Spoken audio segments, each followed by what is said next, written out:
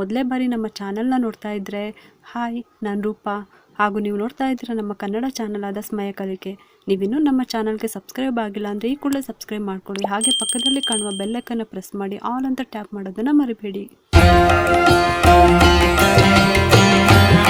ಇವತ್ತಿನ ವಿಡಿಯೋದಲ್ಲಿ ಮಾರ್ಗಶಿರ ಮಾಸ ಲಕ್ಷ್ಮೀ ಪೂಜೆ ಬಗ್ಗೆ ತಿಳಿಸ್ತಾ ಇದ್ದೀನಿ. ಇದೇ ಶುಕ್ರವಾರ 21ನೇ ತಾರೀಕಿನಿಂದ ಮಾರ್ಗಶಿರ ಮಾಸ ಶುರು ಆಗ್ತಾ ಇದೆ. ನಾವು ತುಂಬಾ ವಿಶೇಷವಾಗಿ ಶುಕ್ರವಾರ ಅಥವಾ ಅಮಾವಾಸ್ಯೆನಲ್ಲಿ ಲಕ್ಷ್ಮೀ ಪೂಜೆಯನ್ನು ಮಾಡ್ತೀವಿ. ಅದು ನಿಮಗೂ ಕೂಡ ಗೊತ್ತಿರುತ್ತೆ. ಆದರೆ ಈ ಮಾರ್ಗಶಿರ ಮಾಸದಲ್ಲಿ ಗುರುವಾರ ಲಕ್ಷ್ಮೀ ಪೂಜೆಯನ್ನು ಮಾಡ್ತೀವಿ. ತುಂಬಾ ವಿಶೇಷವಾಗಿ ಮಾಡ್ತೀವಿ. ಮನೆಯಲ್ಲಿ ತುಂಬಾ ಸರಳವಾಗಿ ಮಾರ್ಗಶಿರ ಮಾಸದ ಗುರುವಾರದ ಲಕ್ಷ್ಮೀ ಪೂಜೆಯನ್ನು ಯಾವ ರೀತಿ ಮಾಡ್ಕೋಬೇಕು ಅಂತ ವಿವರವಾಗಿ ತಿಳಿಸ್ತಾ ಇದ್ದೀನಿ.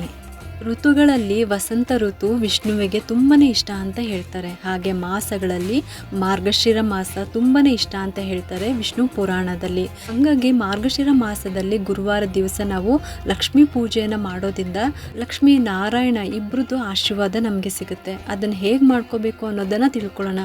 ತುಂಬಾ ಸರಳ ಮತ್ತು ಸುಲಭವಾಗಿ ಮಾಡ್ಕೊಳ್ಬಹುದಾದಂಥ ಲಕ್ಷ್ಮೀ ಪೂಜೆ. ಮನೆಗಳಲ್ಲಿ ಅತಿ ಹೆಚ್ಚಾಗಿ ಈ ರೀತಿ ಲಕ್ಷ್ಮೀ ಪೂಜೆಯನ್ನು ಮಾಡೋದ್ರಿಂದ ಗಂಡ ಹೆಂಡತಿ ಸಂಬಂಧ ಕೂಡ ತುಂಬಾನೇ ಚೆನ್ನಾಗಿರುತ್ತೆ. ಇಬ್ಬರ ಮಧ್ಯೆ ಪ್ರೀತಿ ಬಾಂಧವ್ಯ ಗಟ್ಟಿಯಾಗುತ್ತೆ.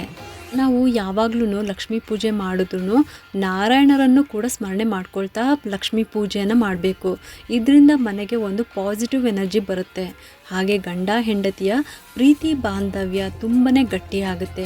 ಈ ಒಂದು ಪೂಜೆಯನ್ನು ಸರಳವಾಗಿ ಹೇಗೆ ಮಾಡ್ಕೋಬೇಕು, ಯಾವ ಬಣ್ಣದ ಹೂವನ್ನು ಉಪಯೋಗಿಸ್ಕೋಬೇಕು, ಯಾವ ನೈವೇದ್ಯ ಮಾಡಬೇಕು ಮತ್ತು ಯಾವ ಸಮಯದಲ್ಲಿ ಪೂಜೆಯನ್ನು ಮಾಡಬೇಕು ಅನ್ನುವಂಥ ಸಂಪೂರ್ಣ ಮಾಹಿತಿನ ತಿಳ್ಕೊಳ್ಳೋಣ. ಇದೇ 20ನೇ ತಾರೀಕು ಅಂದರೆ ನಾಳೆ ಗುರುವಾರ ಅಮಾವಾಸ್ಯೆ ಇದೆ.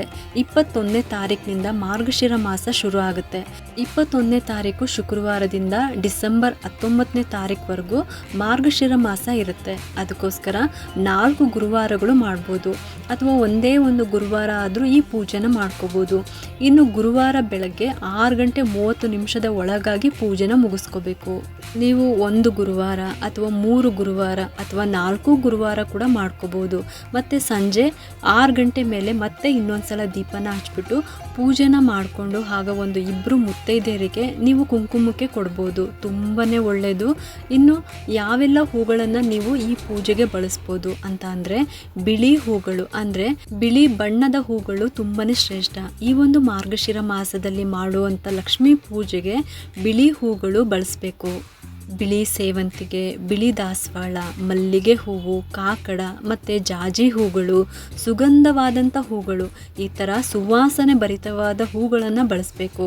ಇನ್ನು ಬಿಳಿ ತಾವರೆ ಹೂವು ಸಿಕ್ಕಿದ್ರಂತೂ ತುಂಬಾ ಶ್ರೇಷ್ಠ ಅಥವಾ ಅದೃಷ್ಟ ಅಂತಲೇ ತಿಳ್ಕೊಳ್ಳಿ. ಬಿಳಿ ತಾವರೆ ಹೂವು ಸಿಕ್ಕಿದ್ರೆ ತುಂಬಾ ಒಳ್ಳೆಯದಾಗುತ್ತೆ. ಇನ್ನು ನೈವೇದ್ಯಕ್ಕಾಗಿ ಸಜ್ಜಿಗೆ ತುಂಬಾ ಶ್ರೇಷ್ಠವಾದದ್ದು. ಸಜ್ಜಿಗೆ ಮತ್ತು ಸಕ್ಕರೆ ಪೊಂಗಲು ಅಥವಾ ನೀವೇನೂ ಮಾಡೋದಕ್ಕಾಗಲ್ಲ ಅಂದರೂ ಹಾಲು ಸಕ್ಕರೆನ ಇಟ್ಬಿಟ್ಟು ನೀವು ಪೂಜೆನ ಮಾಡ್ಕೋಬೋದು. ಇನ್ನು ಪುಟ್ಟದಾಗಿ ಲಕ್ಷ್ಮೀಯ ಸ್ತೋತ್ರಗಳು, ಅಷ್ಟೋತ್ತರಗಳನ್ನು ನೀವು ಹೇಳ್ಕೊಬೋದು. ಕುಂಕುಮದಿಂದ ಅರ್ಚನೆ ಮಾಡಿಕೊಂಡ್ರೆ ಒಳ್ಳೆಯದು. ತುಂಬಾ ಸರಳವಾಗಿ ಸುಲಭವಾಗಿ ಮಾಡ್ಕೊಳ್ಬಹುದಾದಂಥ ಪೂಜೆ ಇದು. ಮತ್ತು ಈ ಪೂಜೆಗೆ ಸಪ್ರೇಟಾಗಿ ಕಳಶ ಇಟ್ಟು ಪೂಜೆ ಮಾಡಬೇಕು ಅಂತ ಏನೂ ಇಲ್ಲ. ಆ ರೀತಿ ಕೂಡ ಮಾಡ್ಕೋಬೋದು. ಆದರೆ ಹೀಗೆಲ್ಲ ದೀಪಾವಳಿಗೆ ಕಳಶ ಇಟ್ಟು ಲಕ್ಷ್ಮೀ ಪೂಜೆ ಮಾಡಿರ್ತೀವಿ. ಶ್ರಾವಣದಲ್ಲಿ ನಾವು ವರಮಹಾಲಕ್ಷ್ಮಿ ಹಬ್ಬವನ್ನು ಕೂಡ ಮಾಡಿರ್ತೀವಿ. ಮತ್ತು ವೈಭವ ಲಕ್ಷ್ಮಿ ಪೂಜೆ ಮಾಡೋರು, ಆಷಾಢ ಲಕ್ಷ್ಮಿ ಪೂಜೆ ಮಾಡೋರು ಮತ್ತು ದೀಪಾವಳಿಯಲ್ಲಿ ಧನಲಕ್ಷ್ಮಿ ಪೂಜೆ ಮಾಡೋರು ಎಲ್ಲ ಸಮಯದಲ್ಲೂ ಕೂಡ ಸಪ್ರೇಟಾಗಿ ಕಳಶ ಇಟ್ಟು ನಾವು ಪೂಜೆ ಮಾಡಿರ್ತೀವಿ.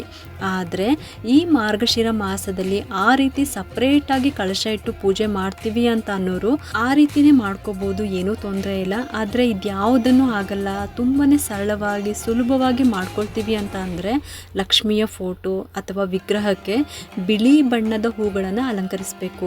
ಮಾರ್ಗಶಿರ ಮಾಸ ಲಕ್ಷ್ಮಿಯ ವ್ರತ ಅಂತ ಬುಕ್ಕು ಸಿಗುತ್ತೆ. ಸಾಧ್ಯವಾದರೆ ಆ ಒಂದು ಬುಕ್ನ ತಗೊಂಡು ಅದರಲ್ಲಿರುವಂಥ ಸ್ತೋತ್ರಗಳು, ಪೂಜೆ ಆದಮೇಲೆ ಅದರಲ್ಲಿರುವಂಥ ಕೊನೆಯಲ್ಲಿ ಕಥೆಯನ್ನು ಓದಬೇಕು. ಅಕಸ್ಮಾತ್ ಬುಕ್ ಇಲ್ಲ ಅಂತ ಅಂದರೆ ಮಾಮೂಲಿಯಾಗಿ ಏನು ಲಕ್ಷ್ಮೀ ಪೂಜೆ ಮಾಡ್ತೀವೋ ಅಷ್ಟೋತ್ತರ ಮಾಡಿಕೊಂಡು ನಾವು ಪೂಜೆನ ಮಾಡ್ಕೋಬೋದು.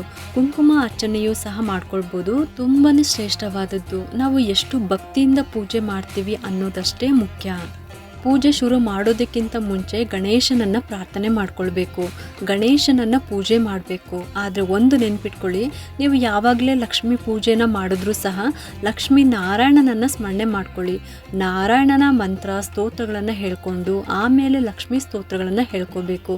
ಖಂಡಿತವಾಗ್ಲೂ ಲಕ್ಷ್ಮೀ ತಾಯಿ ತುಂಬಾ ಪ್ರಸನ್ನಳಾಗ್ತಾರೆ, ನಿಮ್ಮ ಇಷ್ಟಾರ್ಥಗಳನ್ನು ಪೂರೈಸ್ತಾರೆ. ಅಷ್ಟೇ ಅಲ್ಲದೆ ನಿಮ್ಮ ಮನೆಯಲ್ಲಿ ವಿಗ್ರಹ ಇದ್ದರೆ ಪೂಜೆ ಮಾಡಿ. ಕೊನೆಯಲ್ಲಿ ಪೂಜೆ ಎಲ್ಲ ಆದಮೇಲೆ ಕೆಂಪಾರತಿ ಮಹಾಮಂಗಳಾರತಿ ಮಾಡೋ ಸಮಯಕ್ಕೆ ಮನೆಯಲ್ಲಿರುವ ದಂಪತಿಗಳು ಇಬ್ಬರೂ ಕೂಡ ಸೇರಿ ಮಂಗಳಾರತಿನ ಮಾಡಿ. ಇದರಿಂದ ಗಂಡ ಹೆಂಡತಿ ಬಾಂಧವ್ಯ ತುಂಬಾ ಚೆನ್ನಾಗಿರುತ್ತೆ. ಈ ಥರ ಮನೆಗಳಲ್ಲಿ ಲಕ್ಷ್ಮೀ ಪೂಜೆನ ಮಾಡೋದ್ರಿಂದ ಕೂಡ ಮನೆಯಲ್ಲಿ ತುಂಬಾ ಒಳ್ಳೆ ಪಾಸಿಟಿವ್ ವೈಬ್ರೇಷನ್ ಇರುತ್ತೆ. ಸಪ್ರೇಟಾಗಿ ನಾವು ಇಲ್ಲಿ ಕಳಶ ಇಡ್ದೇ ಪೂಜೆ ಮಾಡೋದ್ರಿಂದ ಅದನ್ನು ವಿಸರ್ಜನೆ ಮಾಡುವಂಥ ಅವಶ್ಯಕತೆಯೂ ಇರೋದಿಲ್ಲ. ಮಾರನೇ ದಿವಸ ಶುಕ್ರವಾರ ನಾವೇನು ಹಿಂದಿನ ದಿನ ಹಾಕಿರುವಂಥ ಹೂವನ್ನು ತೆಗೆದ್ಬಿಟ್ಟು ಮತ್ತೆ ಬೇರೆ ಹೂಗಳನ್ನು ಹಾಕಿಬಿಟ್ಟು ಶುಕ್ರವಾರ ಕೂಡ ನಾವು ಪೂಜೆ ಮಾಡ್ಕೋಬೋದು. ಸಾಧ್ಯವಾದವರು 4 ವಾರ ಕೂಡ ಪೂಜೆ ಮಾಡ್ಕೋಬೋದು. ಇದೇ ರೀತಿ ಬೆಳಗ್ಗೆ 6:30 ಒಳಗಡೆ ಪೂಜೆನ ಮಾಡಿಕೊಂಡು ಮತ್ತೆ ಸಂಜೆ 6 ಗಂಟೆ ಮೇಲೆ ಇನ್ನೊಂದು ಸಲ ದೀಪನ ಹಚ್ಚಿ ಪೂಜೆ ಮಾಡಿ. ಒಂದಿಬ್ರಿಗಾದ್ರೂ ಮುತ್ತೈದೆಯರಿಗೆ ಅರಿಶಿನ ಕುಂಕುಮವನ್ನು ಕೊಟ್ಟು ಏನು ಪ್ರಸಾದ ನೈವೇದ್ಯಕ್ಕೆ ಮಾಡಿ ಇಟ್ಟಿರ್ತೀರೋ ಅದನ್ನು ಅವ್ರಿಗೂ ಕೂಡ ಸ್ವಲ್ಪ ಕೊಟ್ಟು ಆಶೀರ್ವಾದ ತಗೊಳ್ಳಿ ಸಾಕು. ಇಷ್ಟು ಕೂಡ ಮಾರ್ಗಶಿರ ಮಾಸದ ಗುರುವಾರದ ಲಕ್ಷ್ಮೀ ಪೂಜೆಯನ್ನು ಮನೆಯಲ್ಲಿ ಸರಳವಾಗಿ ಯಾವ ರೀತಿ ಮಾಡ್ಕೋಬೇಕು ಅಂತ ವಿವರವಾಗಿ ತಿಳಿಸ್ಕೊಟ್ಟಿದ್ದೀನಿ. ಈ ಒಂದು ಉಪಯುಕ್ತ ಮಾಹಿತಿ ನಿಮ್ಗೆ ಇಷ್ಟ ಆಗಿದ್ದರೆ ಒಂದು ಲೈಕ್ ಮಾಡಿ, ಶೇರ್ ಮಾಡಿ ಮತ್ತು ಸಬ್ಸ್ಕ್ರೈಬ್ ಮಾಡಲು ಮರಿಬೇಡಿ. ಏಕೆಂದರೆ ನೀವು ಮಾಡುವ ಒಂದು ಸಬ್ಸ್ಕ್ರೈಬಿಂದ ನಮ್ಮಂತಹ ಸಣ್ಣ ಸಣ್ಣ ಚಾನಲ್ಸ್ಗೆ ಒಂದು ಸಪೋರ್ಟ್ ಮಾಡ್ದಂಗೆ ಆಗುತ್ತೆ. ಮತ್ತೆ ಸಿಗ್ತೀನಿ ಮುಂದಿನ ಹೊಸ ವಿಡಿಯೋದೊಂದಿಗೆ ಅಂತ ಹೇಳ್ತಾ ಈ ವಿಡಿಯೋನ ಮುಗಿಸ್ತಾ ಇದ್ದೀನಿ. ಸರ್ವೇ ಜನ ಸುಖಿನೋ ಭವಂತು.